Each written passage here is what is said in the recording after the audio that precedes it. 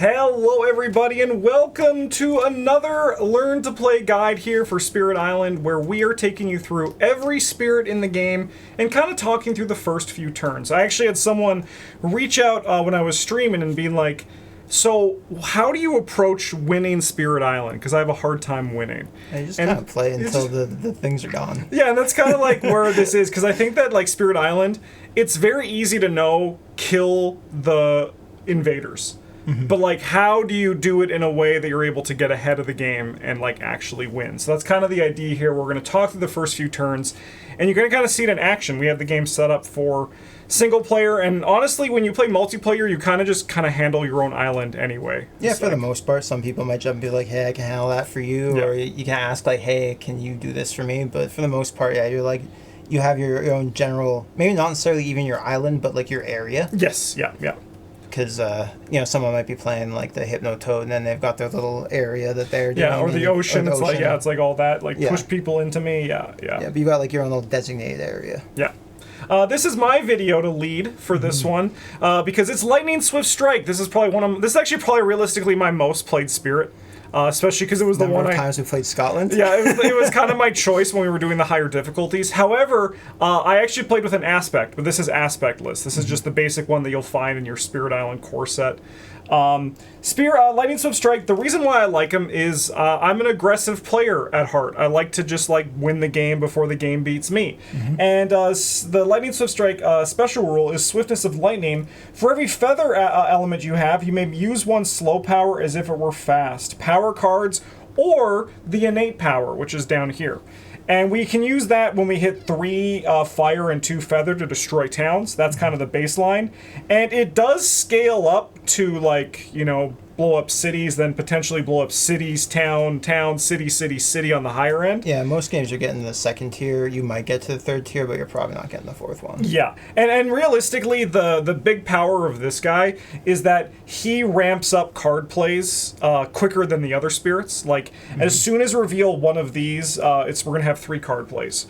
We're probably not going to do that for a while because we're only making 1 energy as our starting thing. So we're going to kind of focus on our economy because that's going to allow us to play all the cards. This guy has a very big issue of getting into reclaim loop, which is when you're not gaining new cards and you're just like always reclaiming. This guy does gain power cards on his reclaim, but you'll notice that that's not putting out more presence. So, like, that's a very tough balance that this guy has in the early game, and it could potentially lead to bad habits when you're playing him. Yeah, I think you like to sacrifice an early territory or 2 to get as many presence out as you can. Ideally, do that one twice before you take a reclaim. Yeah, that's usually my gameplay loop, and I actually usually just go like right for the 3 money. Just like do 4 presence just on energy, and exactly that, sacrifice some stuff. And I know that you like the play multiple little powers, but this guy also has a very solid build for where you just only get energy. Take a big major power and then play it alongside a bird thing to like a big damage power that's normally turtle. Yes. And you get to play it bird and then just do that every turn. And that's why this guy is really good, is because like your slow stuff becomes fast, and the balance for the slow things is that they happen after everything else does. Yeah. And then also, like, to support what Travis was saying, this just 1 presence, 1 energy is very powerful. 3 energy. Yeah, sorry, 3 energy is a very powerful way to also facilitate that 1 gameplay energy, loop. not so powerful. No, 3 is 3 times as much as 1. So the only issue is that his spirit cards, he kind of has some duds, especially when you're playing solo. So why don't we go? I have a card here already set up. We could just put that one visible. That was just the first one that I got there. So we have Harbinger as the lightning. You'll notice that all the cards we're going to talk about have the fire and the feather, which is really convenient because they pay for his innate power, but they also all have feathers to trigger this, and one of them has water to go with it as well. This one, you push to Hans, and you can generate fear if you push into Hans into a land with town or city. I generally look at this card as a way to set up like good retaliates from Dahan in the Ravage phase, especially because you can kill a few things to kind of just like get ahead of it a little bit. Like you can like nuke a guy So then the Nahans don't die, and then they can clean up the scraps that are there. Yep. I personally think, I mean, this one, it's got like a pretty minor effect. It's nice, but it mostly serves its purpose as 0 cost. Gives you Feather Fire. 100%. So. All right, then let's go to Shatter Homesteads for the next one here. This one is kind of like your Silver Bullet for the early game. It kind of loses some of its luster in the later game, just because the destroying a town, you're just gonna, it's like the game's gonna outpace what this demands. This is a great one to replace the major power layer. Yeah. And this one is just a fear and destroy a town. And again, the real big power from this is that it's fast. Like, even though it says slow, it has the feather to play itself fast. Yeah. There will be times you might want to use it slow, but that versatility is very powerful as an option. Next one we got here is Raging Storm. This is deal 1 damage to each invader. It's very expensive, and I'll be honest, this is the card that is replaced when I play with the aspect that I most commonly play with. So I actually don't have that much recent experience with Raging Storm. It does have the water for our element thresholds, but what this is really nice, especially in like when you start playing on higher difficulties, dealing 1 damage to each invader can scale with the Badland tokens that might come down, but they're also just really good if there are mass amounts of explorers to just nuke all those explorers. So you can work with like another player to push explorers into a space, get rid of them. It's expensive to stop a build, but in a pinch, if you have the money, because we might be rushing money, it's not a bad option to stop a build as well. Yeah, Raging Storm, I think is very matchup dependent, how good it is. Is it Russia who makes extra explorers? No, they do animals. Animals. Oh, right. They could, I mean, there's one. There's one adversary that might be Russia that does extra. Extra explorers. They're really good against that. Yeah, if you have someone in your group who cares about the Badlands or have a way to get out yourself, pick up an early Maya power can be very nice because, you know, Raging Storm in a place with the Badlands cleans up an explorer in a town. Yep. So. And then our last card we have here is Lightning's Boon. And this one is a little bit off in when you're playing just solo. So target with Spirit may use up to 2 slow powers as if they were fast powers this turn. That's our ability on a card. It is kind of acting as like an extra feather, but you're also sacrificing like one of your card plays to make this happen. What this is really good is giving other players the ability to do what you do. Yeah, this one does have a niche use in single player. Where you've just gotten garbage, non-element, not fire and feather powers, and so you're like, well, I really need to play my things as birds, but none of them have feathers, and this one counts as 2 for them, so help shore that up. So those are our cards, and let's kind of just talk through our first little turn here. So, one thing that's really nice about Lightning Swift Strike is that you get to be more, proactive in comparison to other spirits who are more reactive. So I can see they're building on mountains, and I can use that to potentially put together some information of what I want to do. One of the options, as Travis said, it's not a bad option at all, is just like put out 2 presents. I'd personally probably target one of these mountains just so I can start getting on this side of the board.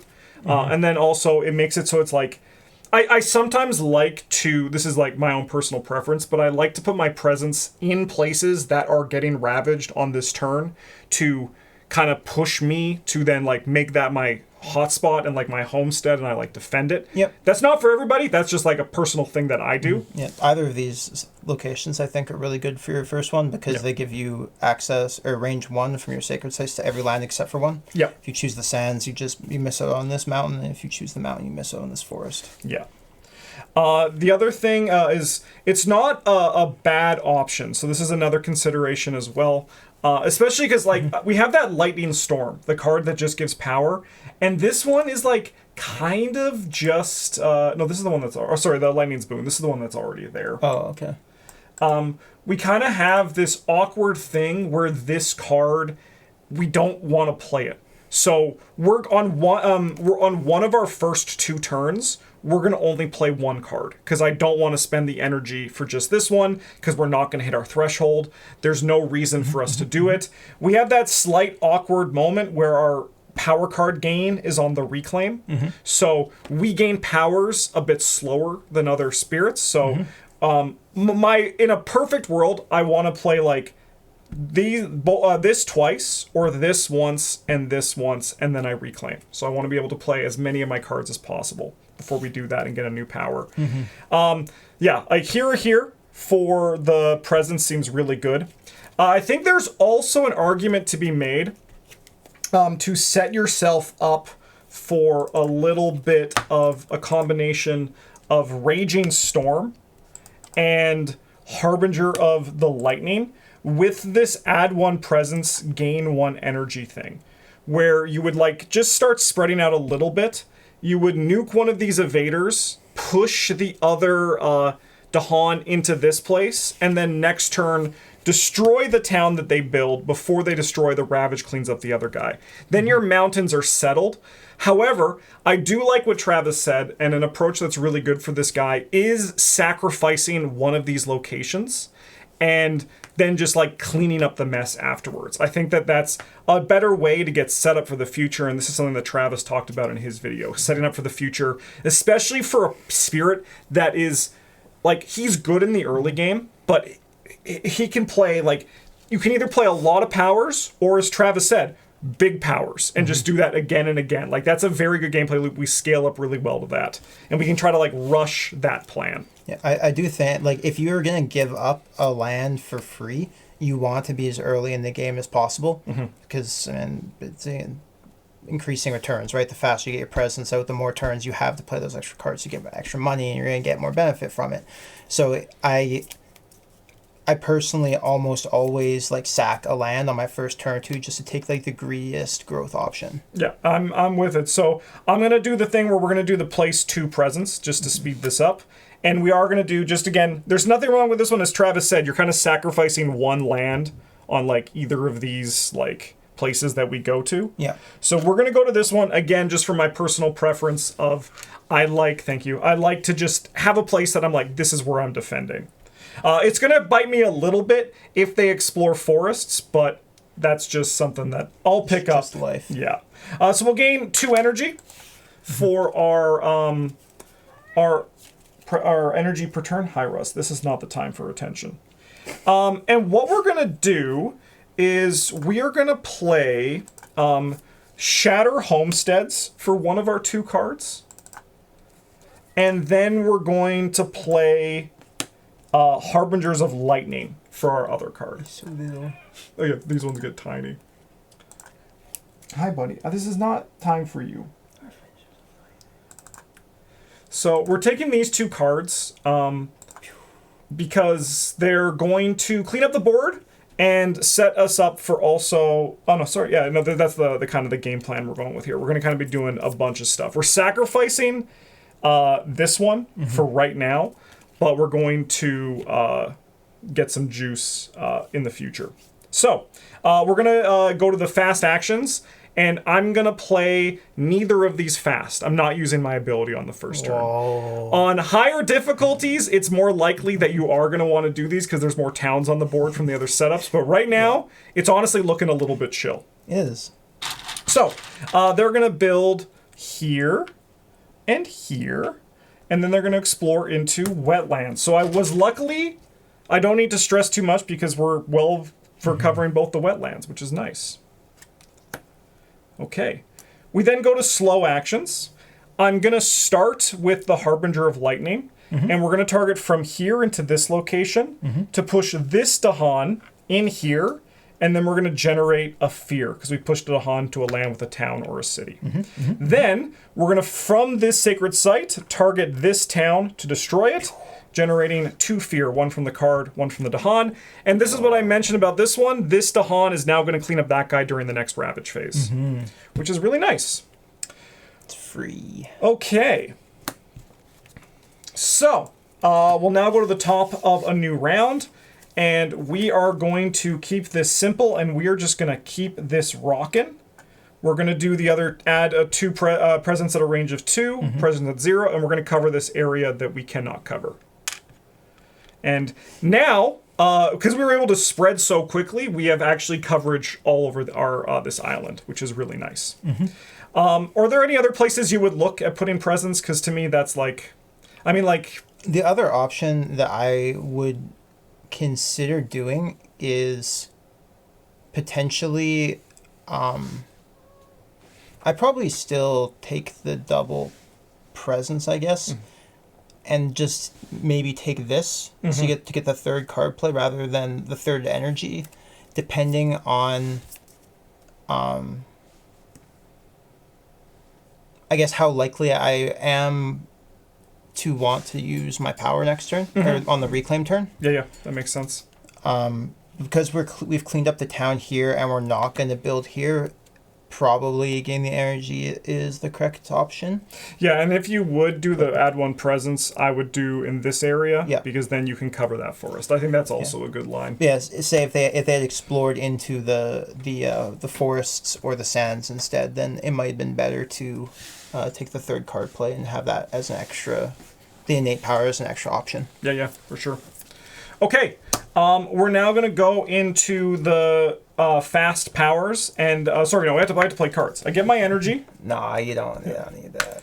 And we're going to play Raging Storm. And I'm not going to play Lightning's Boon because I can't afford it, and if I could afford it, I would still choose not to play it because it does nothing. So you don't need to play all your powers if they do nothing. It sometimes feels bad, but this is a moment where it would feel bad to do the opposite. We go to the fast effect now, actually, and I'm actually just going to use it to kill this explorer. It feels low impact, but we did stop them from building a town there in the future, which is nice. We will then go to Ravage. This guy is going to deal 1 damage, and the Dahan's going to kill him.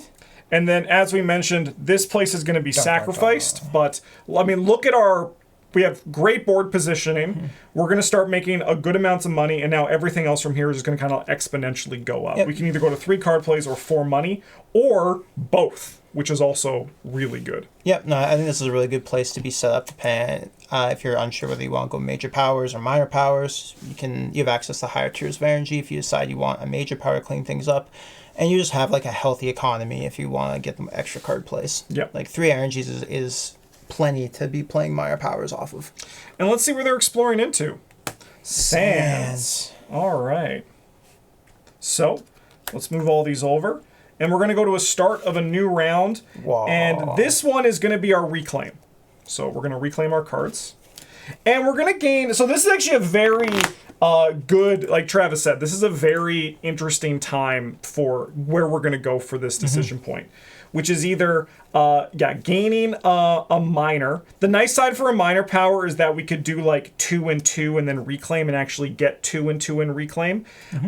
We also could do 2 and 3 and then also trigger our innate power. That's an option we can go. Or we could go for the major power and just start seeing what we can do and impact the board with that. We're probably not going to get to another reclaim in this video, right? Probably not, no. Why don't we look at both?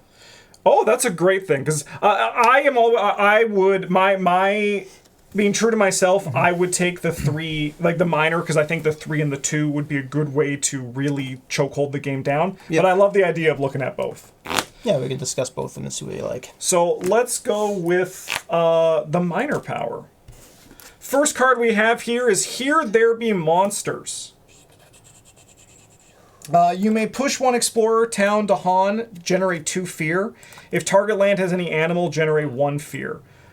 This card has feather, which is something that, like, the first thing you do with this character, it's very 5-head. You just look, and if it has feather or fire, it's instantly kind of just like, I might take that.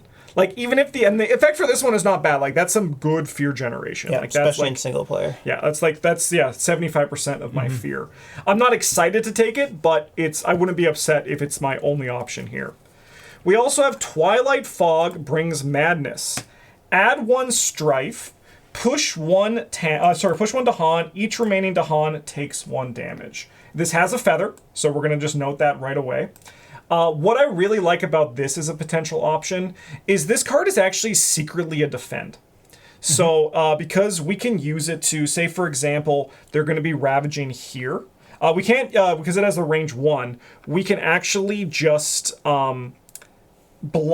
strife the city, and then he's not going to Ravage. He's not going to ravage. The little guy's going to die. We might be able to even to combo that with our push a Dahan in, so we can actually destroy that. We can full clear the area with a city and an explorer. Like It's pretty soft as defend, but it is better than no defend probably. Yeah.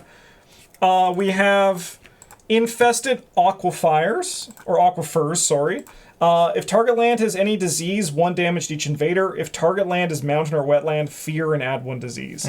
No feather, no fire. This one's an easy, like, even just with the text, this one's don't have any off the disease, list. Yeah. generation, or synergies. We have then for our last one here, the Shores Seethes with Hatred. Generate a fear, add 1 Badlands and 1 Overgrowth token. It has a fire, which is the one we do need more of, so that is something. This one is I'm not too intrigued by. Badlands are very good for this character, at least with the cards we have right now. But contextually, I think this could be a very good choice depending on if you had an adversary who you're playing against. Yes. It's very strong against the coastal lands, and if we thought that this land was going to be a problem eventually, we were going to struggle to clear it, this could also be a solid choice for that. Yep. To keep them from getting more guys in there, and also to set the Badlands. We have we're living a little bit of like we didn't get our magical Christmas land where we don't have one with fire and feather, because that's usually like you kind of just take that one like most of the time. I do think I actually like the again like what I like to do with this spirit is kind of think. Sometimes like I even just like with minor powers, you kind of just think about like what solves this turn. Because I can replace it with a major very easily. I kind of like this Twilight Fog brings Madness because it does solve this turn with that combo that I talked about. Yep. And it generates a lot of fear. We'll get a fear card before the video's done. So it's lacking the fire, but I think that's the one that's going to impact the game the most right now. I agree. And the reason I did just double check, this one pushes 2 Dahan because this one does push a Dahan out. So you can make sure you look at your own cards as well. We do gain an energy, and then we'll gain 3. And now we can start looking at the 2 cards we're going to play. And it's honestly, we're going to look at the majors. We wanted to do that as well. Yeah. We wanted to do that as well. Okay. All right. So the first one we got here is Angry Bears. Whoa, they're here. 3 cost. They're pissed. 2 fear, 2 damage. If no animals are present, add 1 animal. Otherwise, +2 damage and push up to 1 animal. If you have 2 fire and 3 claw, 1 fear and destroy 1 town or explorer in an adjacent land with animal. I know this isn't the video for it, but I do like how they're all angry at like different things apparently. Yes, yeah. Pissed over there, pissed over there, pissed over there. Yeah. It does have fire, it does deal damage, so it's like the cap is a little bit low, but even if we look at it as just like an alternative to our Raging Storm, like that's not a bad option. And again, the value of these things change because of the feather effect where we can make them fast. Bargains of power and protection. This one's a little bit of a doozy. Remove 1 of your presence on the island from the game, setting it on the reminder card. From now on, each Dahan within 1 of your presence provides defend 1 in its land, and you gain 1 less energy each turn. This effect can stack multiple times, and then there's some thresholds that we are unlikely to hit. I think that this becomes a bit more interesting in multiplayer because we can put our presence across the board very easily. It's an option. However, aggressive playstyle to me feels like I'd rather be killing them than defending them. Like, to kill them before they even have a chance to attack. We have Trees Radiate Celestial Brilliance. 3 fear, defend 6. This turn, invaders in target lands skip the next build action. If you hit 3, I mean, that's pretty hard as well. 2 moon, 2 leaf, and 3 sun. 1 damage per sun you have. That is a very nice, like, capstone. But we have only just fire and feather. It's really nice for the fear, but yeah. Yeah. So right now, still the Angry Bears, just because they deal damage. And then we have Wrap in Wings of Sunlight. Move up to 5 Dahan from target land to any land, defend 5 in that land. And then two again of things like 2 feathers, not tough. Like 2 sun and claw, those are a bit tough. Gather up to 3 Dahan first. This one's fine. Yeah. I do like again, this, like, defend 5 is, like, that's a lot of defend. There's a lot That's of defense. a lot, especially at, like, this difficulty level, that's going to solve, like, All everything. of your problems. Yeah. I think with this one, I would take the bears just because of the damage. What are you drawn to here? Playing at difficulty 0, I'd probably take the bears, close the game out faster. But, like, if we were playing at higher difficulties, I think I almost always take this power. This is one of the best major powers in the game. It's so good. It's so hard to lose, especially if you have it like in the first turn or 2. Yeah, and it's also not a bad one that it's like you can take for a little bit, use it once or twice, and then even reclaim out of it, and then like get a new major power, or alternatively, just then transition into the minor power build with it. If this is your first one, you could then like enter. Yeah, the especially idea of going like that. If you like the second time you play, you're just like, I put Dahan in each land. I don't care about the invaders anymore. Yeah. It'll kind of just like cover all those bases. I think that's a very very good point. But yeah, for the official play for here, we're taking the minor. Yeah, for if I was doing this, I would take this for that. But in the decision for this one, I'm taking that minor that we have here. The Twilight Fog brings madness. Whoa. So now for the plays, I'm gonna just play 2 little 0 cost cards, which is really nice, Russ. You don't need to make it about you, buddy. Oh, but he does. I know.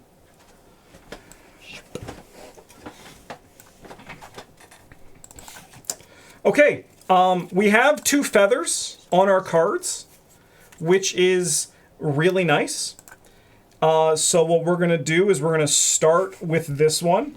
We're going to target from, we'll target from here because that's where we just put presents down.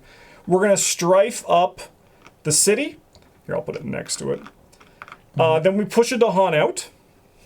And then we'll push these Dahan back in and generate a fear, which is going to get us a fear card. All right. Hell yeah. Easy. And then we get to do this before we do anything else. On each board, in a land matching the Ravage card, 1 damage. You know what? Why not? Pew. Yeah, because they still Ravage with the Strife, right? Or do I need to keep this guy? They'll still ravage. I don't think these guys take damage in ravaging because they don't participate. Oh, I could be wrong, but I don't think guys will strafe on them participate in the ravage. Oh, they just. Oh, that's a great thing. In that case, Oh no, you just block the damage. Just blocks their damage. Okay. Yeah. Okay. Then we can just. I was mistaken. Kill this guy just for fun. All right. And then they're going to go to the Ravage, and then these 2 Dahan are going to kill this guy, generating 2 fear. He's dead. Then they're going to build in Sands. And then they're going to explore with an escalation where things start getting spicy in the jungles.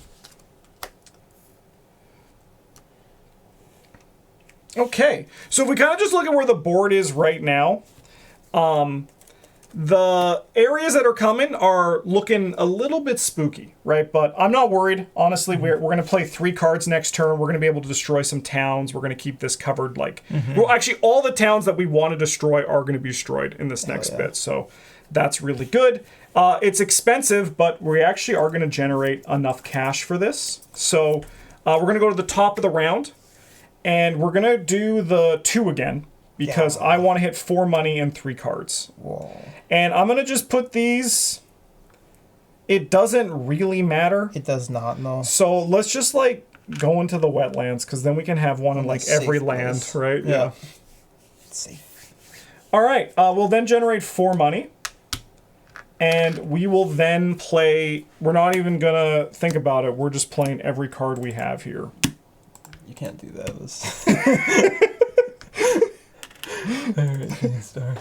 That's too much stuff, Justin. That's too much stuff. You can just say, I'm playing them all and roll down there. While Travis is setting this up, I'm going to just talk about some nice thing. What this is going to enable for us here is that we have three fire and our 2 feather. We actually have 3 feathers, so we're going to be able to play all of these cards fast.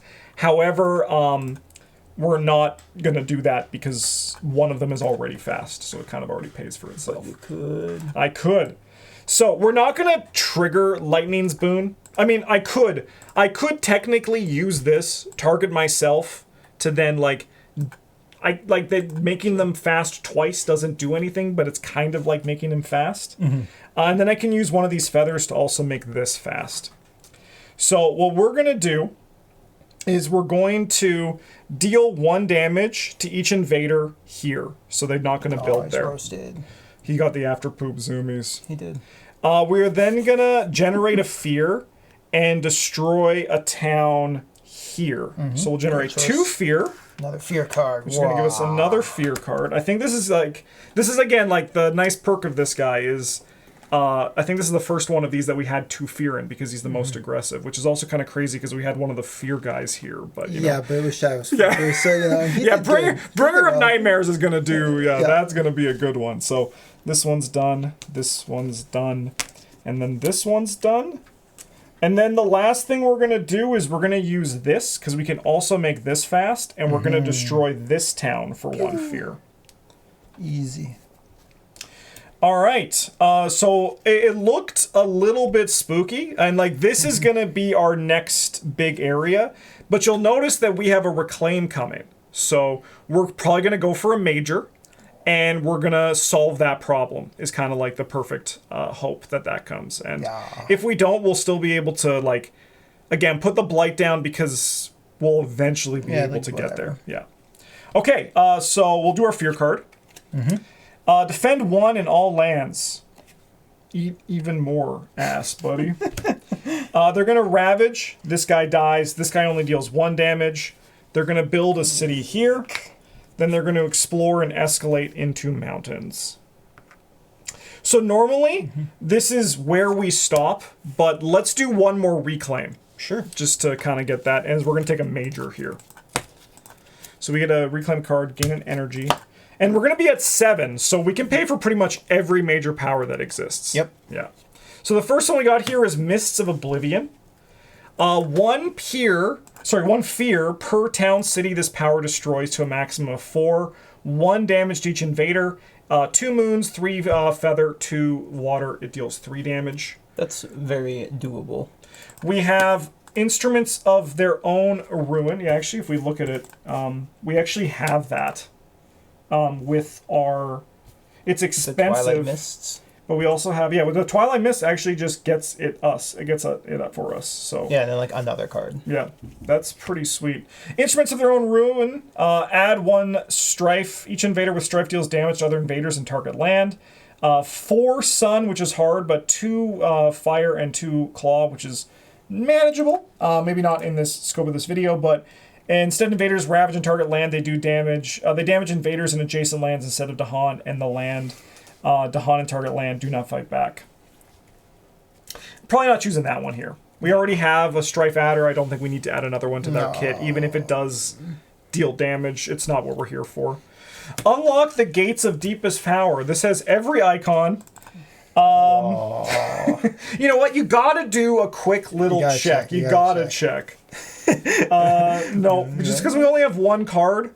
But one thing I really like in the aspects that I do play with is that you get like 1,000,000 minor powers and you can like make this work. But target feels really good when it goes off. Target spirit gains a major power by drawing 2 and keeping 1 without having to forget another power card.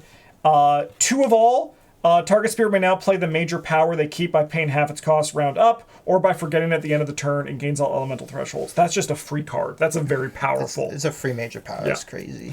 And then we got Spill Bitterness into the Earth.